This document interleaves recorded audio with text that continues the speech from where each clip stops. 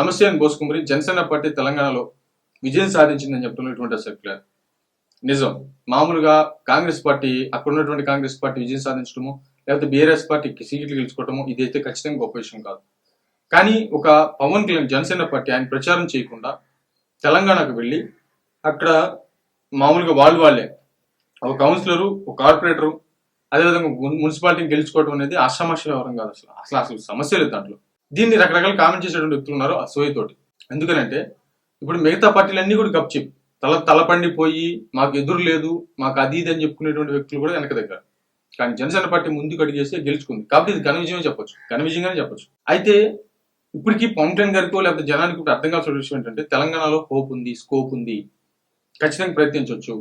కాకపోతే ఇక్కడ నాయకుడు వెళ్ళలేదు. అక్కడ నాయకుడు వెళ్ళి కొంచెం టైం ఇచ్చి పార్టీని బలోపేతం ముందు కానీ తీసుకువెళ్ళగలిగితే హైదరాబాద్ లో ఖచ్చితంగా పార్టీని బలోపేతం చేయొచ్చు. హైదరాబాద్ లో అవకాశం ఉంది జనసేన పార్టీకి అనేది మాత్రం క్లియర్ గా అర్థమవుతోంది. బట్ ఇక రకరకాలుగా ఎవడెవడిని మాట్లాడుకున్న అసూయతోటి జనసేన పార్టీ సాధించింది ఖచ్చితంగా విజయం, ఘన విజయం. మరేమది చెప్పు.